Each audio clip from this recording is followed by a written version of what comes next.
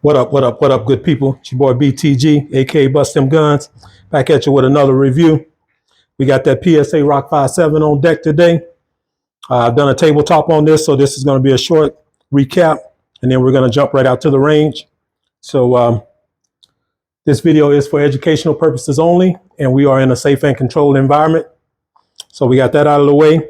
As far as housekeeping, if you're new to the channel, welcome. We appreciate the support. Take a moment, hit that subscribe button, set the notification so you can catch us with the new drops. If you're a returning viewer, welcome back. Take a moment as well to make sure that you are actually subscribed to the channel. So the numbers are getting better. Like I said before, the analytics show that the majority of the return viewers are not actually subscribed to the channel, but YouTube will still recommend the content because you looked at it before. So most people think they are subscribed because they're getting recommended. So enough on that. Just take a moment to make sure that you're subscribed to the channel, and we appreciate the support. So today we got this Rock 5.7. I know you saw the gray one. I previewed that one on the channel. Not sure if I've had the black one out, but I kind of told the story how I ended up with two. But just wanted to get this one out to the range, put some rounds through it. I did bring the other two along as for like a mini comparison, but not really a strong head-to-head, but just so I could get a feel for back-to-back shooting, how they feel, how they really compare. But this is the Rock 5.7. Obviously chambered in 5.7. This is PSA's 5.7 version here. This model here, magazine is empty. Weapon is empty. Magazine back in for statics. So other 5.7s, PSA has the highest capacity. They're at 23. So they got the upper hand there. This is the RK model, RK1. And that model is the one with the cuts on the slide. And it also has the threaded barrel. And they also give you the suppressor height sights on here, and it is optic ready. So that's the main difference with that one. Other than that, characteristics are the same as the other models as far as the frame. So polymer frame, steel slide. Trigger, same in all of them because it's the same frame. Trigger is heavy. Well, I mean, it's not light. Let's put it like that. So show you the trigger. Sounds crisp. It's okay. Short reset. For the money on these, you can't really complain about the trigger. So it is what it is. Of the three, it's probably the worst trigger out the group, but that's still fine. It shoots nice.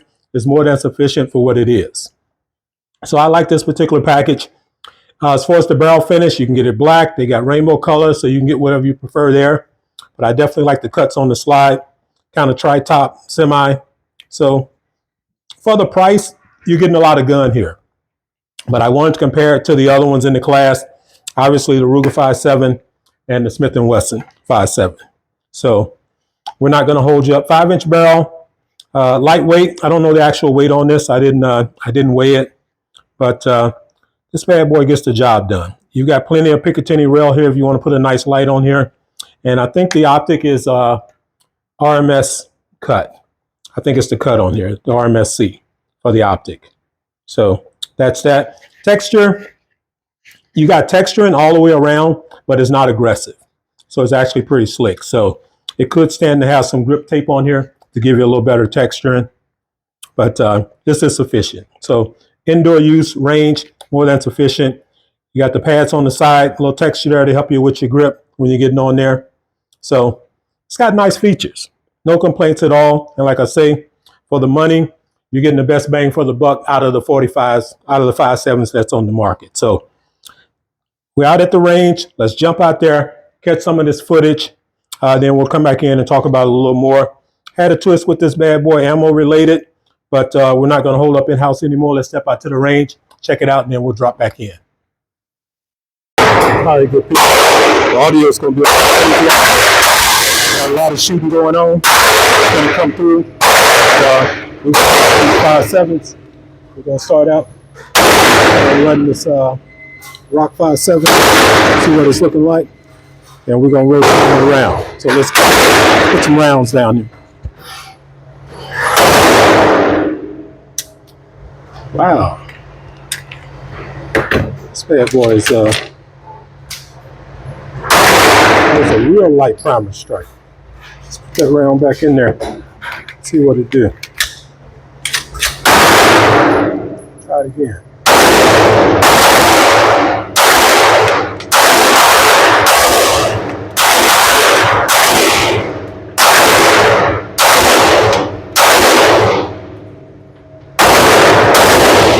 It shoots nice. Eyeball. Tell you what, the sights are on this bad boy.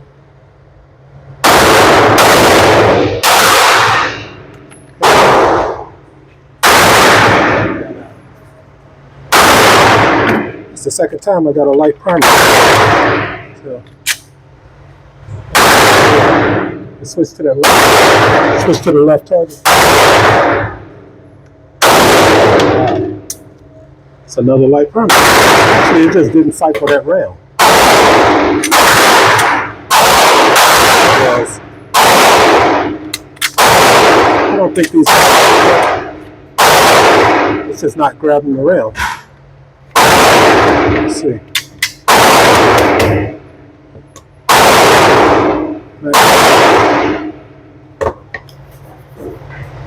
It don't seem like it's pushing that bullet all the way to the top. So it's just not grabbing around. Let's switch to one of the other mags. Oh, you know what? No wonder.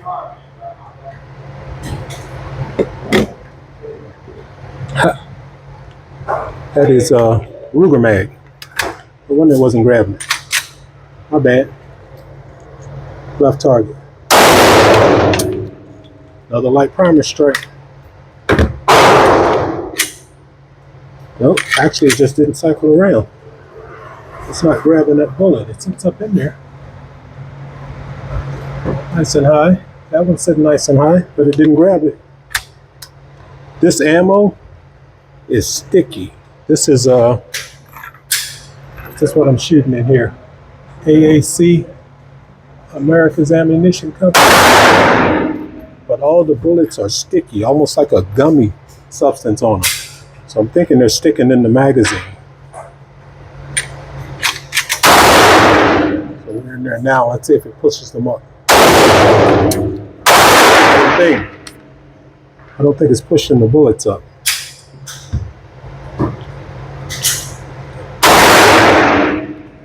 Yeah, I think it's gumming up the inside of the magazine.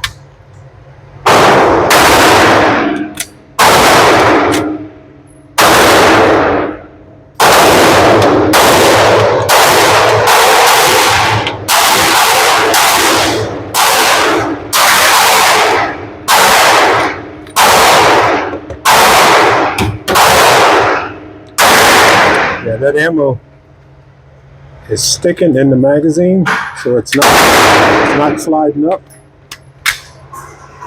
And the spring in there is not strong enough to overcome the gumminess.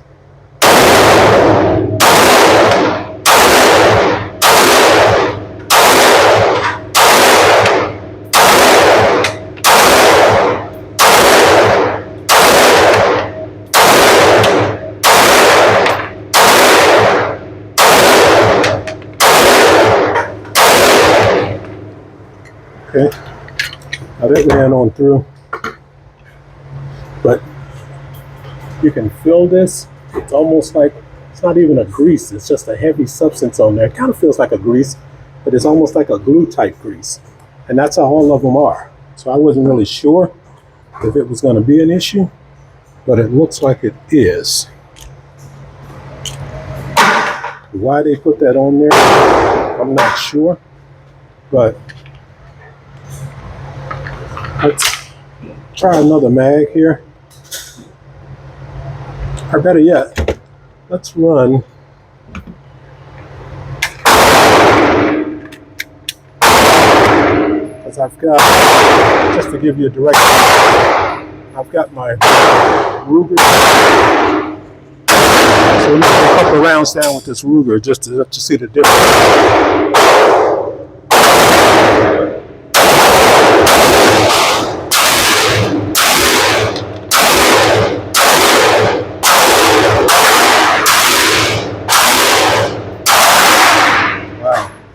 Big difference. trigger on that Ruger is so much nicer than that 5.7. Since we're doing guest appearances, might as well run that Smith & Wesson.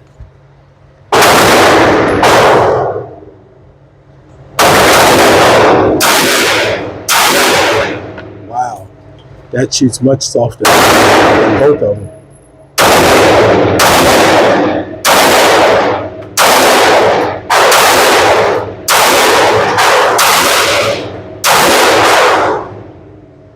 Let's go to the yellow one.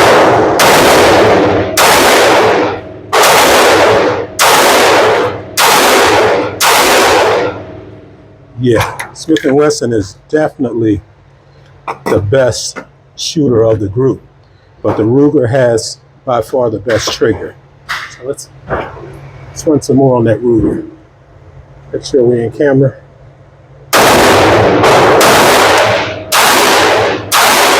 Ruger is snappy.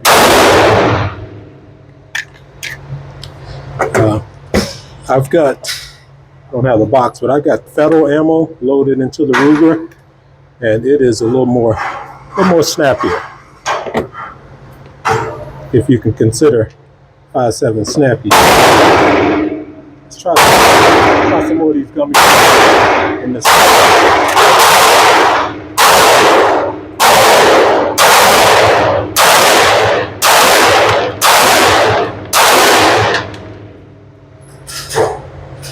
These have the suppressor height sights on them. That's kind of an adjustment. It is very accurate. Oh yeah. So that one ran better, not as sticky, but I'm going to end up, because I've got quite a bit of that ammo, I'm going to end up taking all that ammo out and wiping it clean, so that the issue doesn't persist. It runs on some, but you don't want it to shoot when it wants. You want it to shoot when you want it to.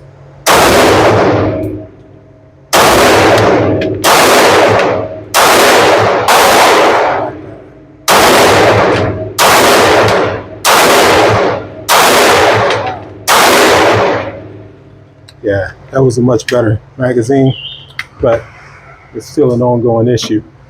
So we're going to take a quick break and reload, and then we'll be right back at you. Okay, so as you can see, we're having a couple of light primer strikes. I can't really attribute the light primer strikes to ammo, but some of the failure to load the next round, that is definitely ammo related. I bought this ammo, and you can see it on camera. It's got a real sticky coating on it. It's almost like, it seems like they were putting a grease coating on it to prevent corrosion, but it's having an adverse effect on the reliability because it's sticking and the rounds are sticking in the magazines. So it's not actually feeding the round up, but to catch the next round when it chambers. And the springs in these magazines, they're not that strong at all. So if it's not free flowing, it's not going to push that ammo up there to chamber the next round.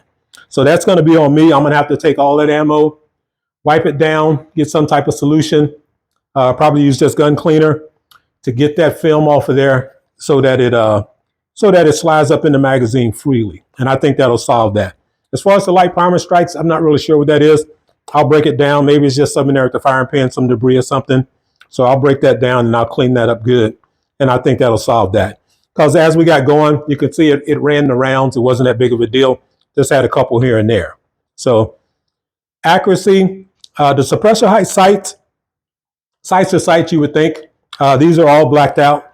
So as far as what you're looking at here, blacked out rear, blacked out front, thin post. So you got a lot of room for error there. But having said that, it's not hard to get on target. It's just a matter of adjusting to the hole.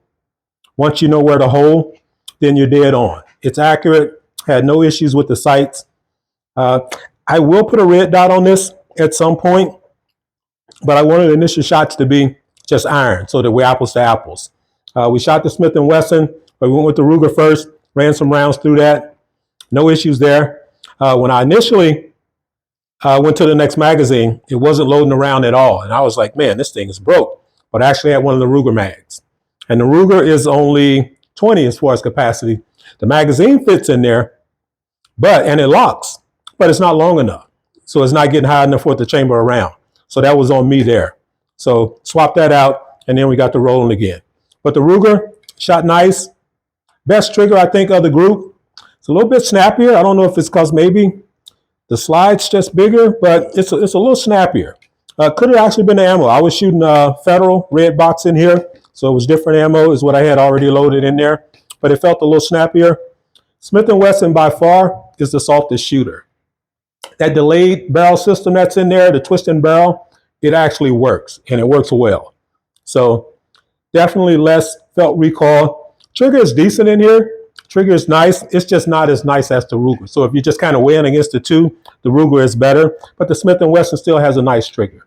So just give you a little. So it definitely has a crisp break. Reset on here. Really short. So decent trigger there. But the Ruger, trigger-wise, is granddaddy of them all. Clear. Weapon clear. Let's go. It's got more travel, but it still shoots nicer. So more reset, but when you're shooting it, it feels the nicer out of the group. So if you could blend these bad boys, you could build you a perfect 5.7. I haven't shot the FN 5.7. Don't have that in the collection, so can't really compare that. But this was mainly about the PSA. I had the other ones out there because I wanted to get an immediate feel for a comparison for myself, but it was mainly about this. So reloaded, ran some more rounds. So let's jump out there. We'll finish this last rounds, and then we'll come back in and we'll wrap it up. We got guest appearances. We're gonna finish up, putting some rounds through this rock.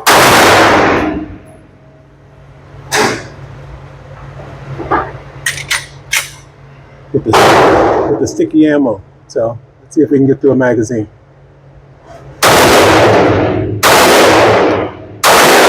That's it. Where am I shooting?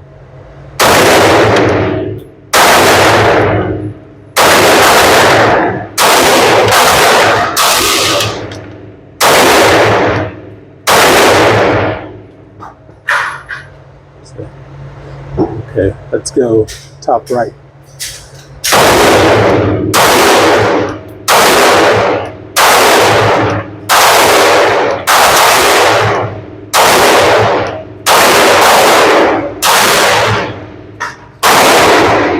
We ran the whole mag. That's progress, but we still need to clean it. But I think that's going to hold us there.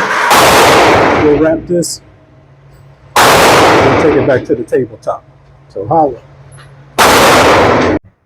Okay, so ran that last magazine, 1 or 2 magazines through there, and we got the magazine to run all the way through, no problem. So I don't think it's an issue with soft primer strikes, with light primer strikes.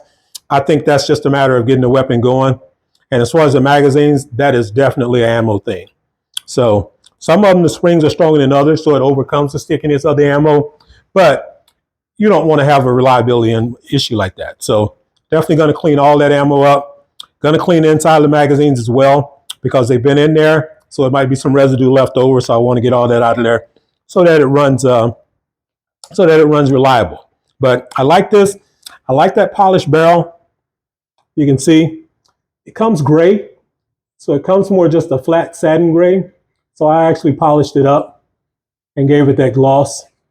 And I like the fluted barrel on this. So style-wise, I mean, this is a nice style. So PSA did their thing on this for the money. Is that a good angle? Let's see. Yeah, that's pretty cool. But I like that. It peeps through there. You can see it coming through. The slide cuts, and I like that. I would like to have some accents on here. I don't know if it's an aftermarket trigger, but if there is, I'll definitely change the trigger. I like to have a satin or a gray trigger in here. I'll change the mag release, so I might just, because this is actually metal, the mag release. So I'll probably just take that out and polish it up. The slide lock, this feels like it's polymer. So can't really do anything with that unless they make an aftermarket. And that's probably about it. Back plate, if they do another one, because this is plastic as well, or polymer, the back plate. But that would be a nice accent just to give it a little more contrast. But other than that, I like it as it is. Like I say, you can't beat it for the money. If you're getting in the market of 5.7, you don't want to break the bank. So this is a nice route here. Uh, it wasn't a full comparison, but I definitely wanted to take the other ones out there just to get an immediate feel of the difference. That's the best way to do a comparison. I mean, I've done it in-house as far as just dry firing. And I know I've seen the reviews on the Smith, that barrel system. So I was expecting that to be lighter, and it was. The Ruger, that was actually first shots on the Ruger. So I'll do a full review on this, kind of give it its time, give it its day. But mainly this was about the PSA. So we're not going to drag the video out. We're going to wrap it right there. So it's your boy BTG, aka Bust Them Guns. Check us out on the other platforms, Instagram, Facebook, at Bust Them Guns. Make sure your notifications on so you can catch the new drops. Until next time, holla.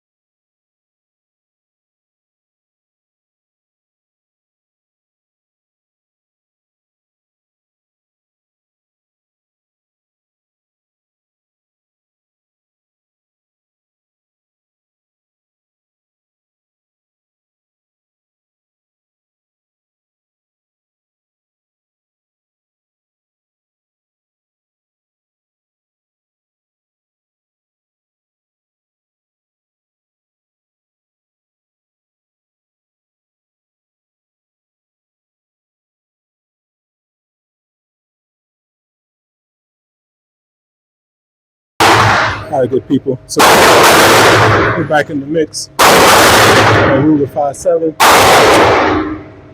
How she gonna run? So good.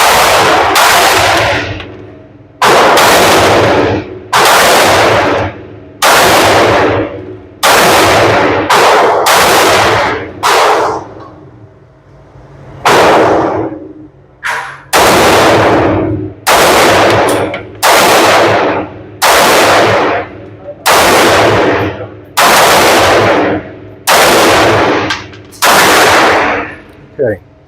That boy is pretty accurate. It's hard to see the little 5-7 rounds going through the target, but we're hitting dead on. Let's run some more.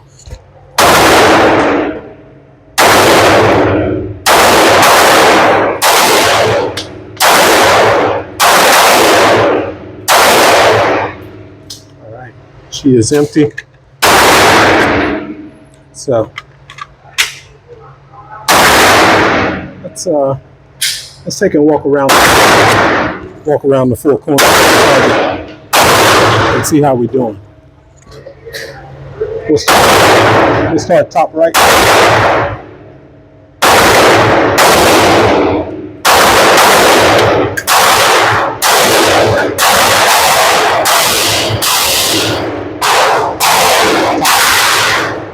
Top left.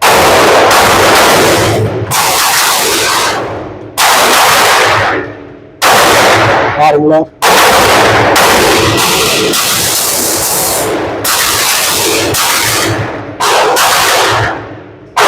Bottom right.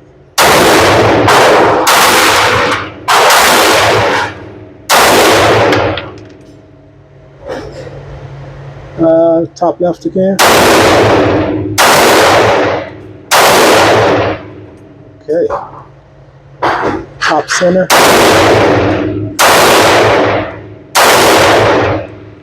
Oh yeah.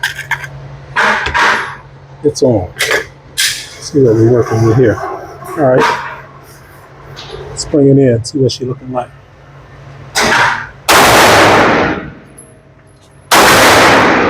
All right. So this thing, dead on, nice and accurate. Compared to the other one, a little snappy, but still only 5-7.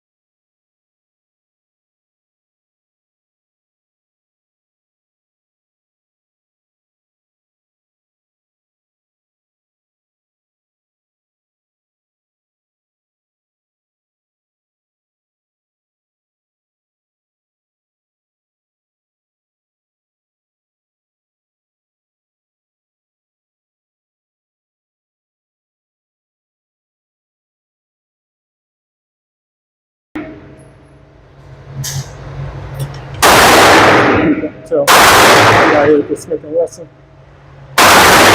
7. It's a lot of noise. So we're gonna work.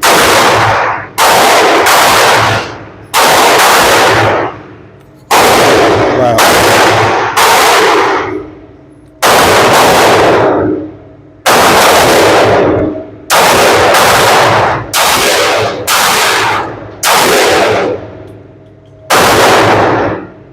Top center.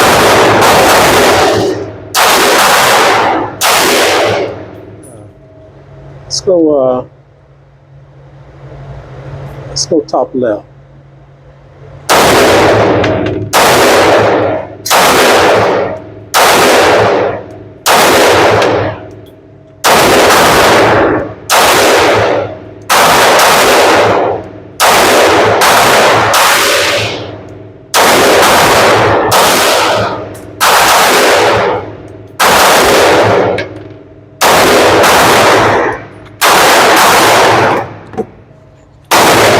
shooting a different firearm.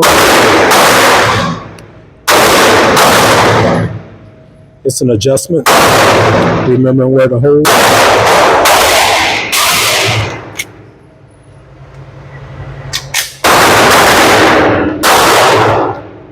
Bottom right.